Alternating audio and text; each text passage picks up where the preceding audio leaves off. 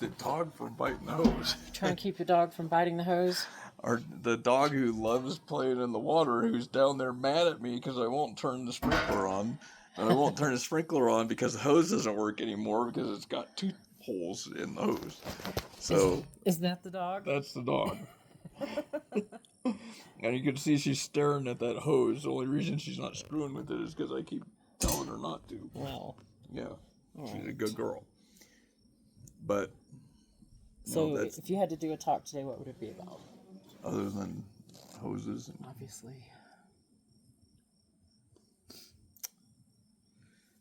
I don't know. I haven't been thinking that directly. What do you think about what's happening in LA? So basically, ever since the Elon and Trump started their teenage girl bromance breakup story online for everybody to see, I haven't been paying attention to the news because it just frustrates.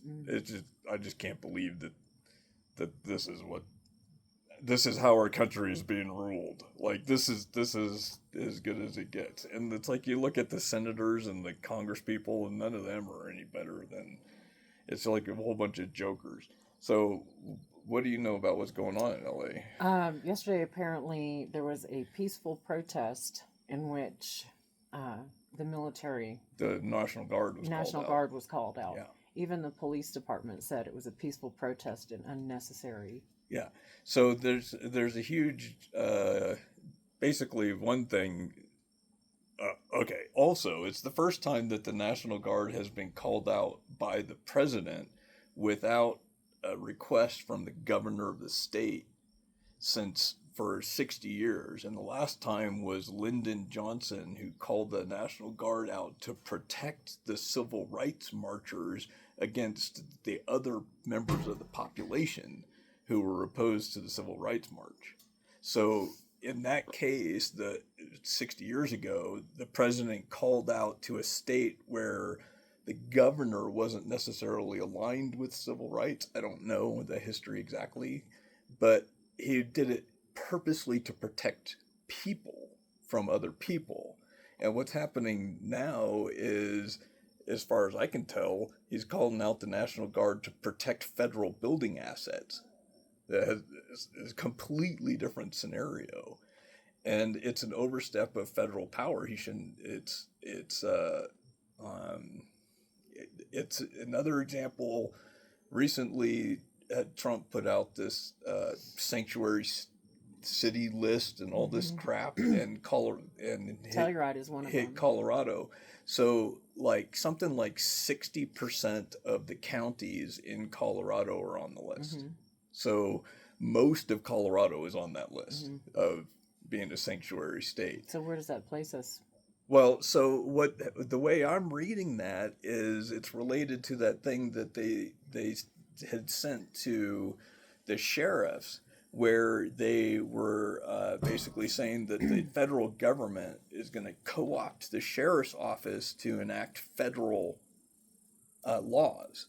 And so what they're focused on was federal immigration laws. And so they're basically trying to force the local sheriffs to act on federal immigration laws, which is a violation of states' rights, which is crazy because that's one of the things Donald Trump campaigned for, is states' rights.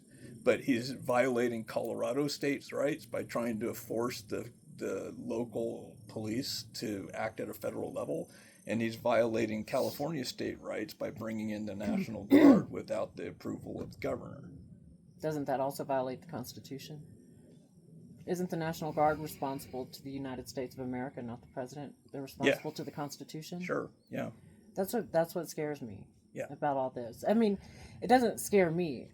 I'm sitting up here at the top of a mountain. Sure. I'm not scared. I'm scared for our nation. What does the world think when they see these images of the riots in Los Angeles, and they had to call out the military to suppress the citizenry, and of course people will say, well, it's the illegal or whatever, but okay.